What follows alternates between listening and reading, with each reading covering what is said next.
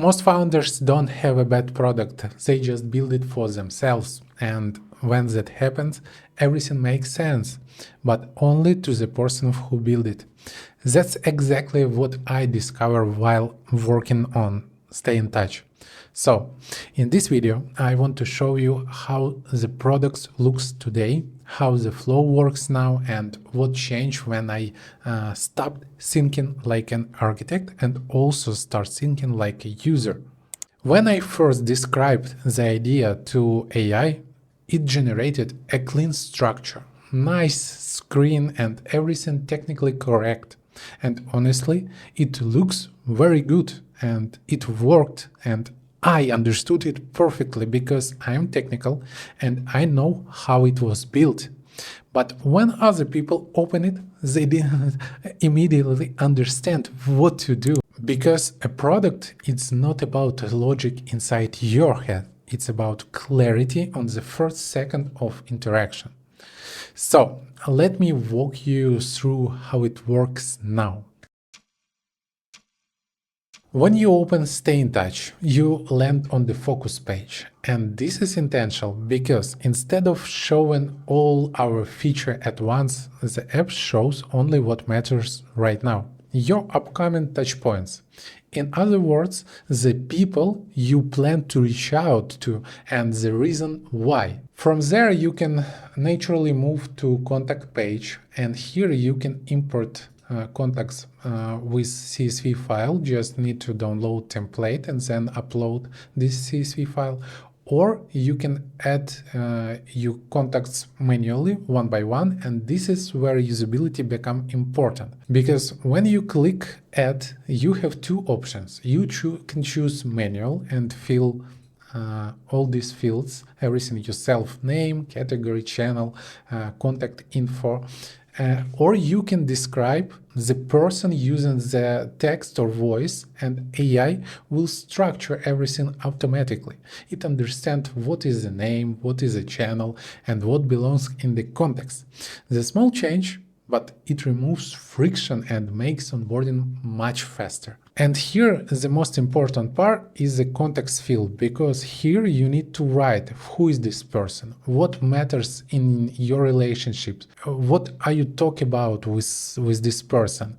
And the more meaningful context you provide, the better the generated message will be later. And if you select, for example, here, email, the system will also generate a subject line automatically. This is a small detail, but important when you scale your communication. So let's move on. Once contacts are in place, the next logical step is touchpoint. And this is really the core concept of the product. A touchpoint is simply a planned moment to reconnect.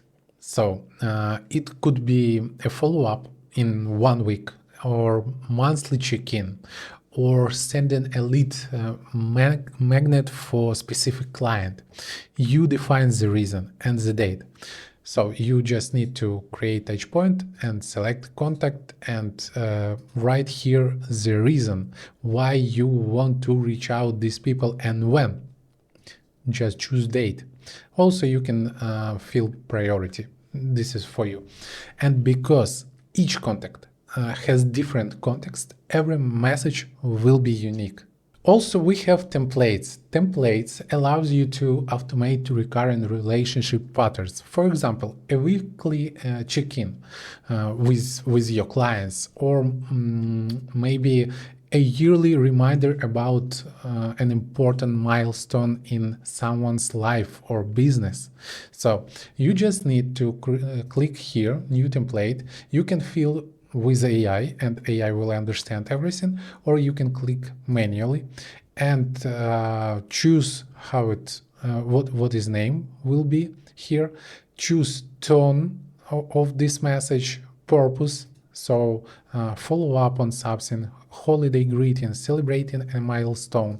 So and how often you want to repeat this connection, every week, every 2 weeks, and choose what contexts you can choose, not only one, several, and create this template. Now, the key lessons behind all of this is not about features, it's about perspective.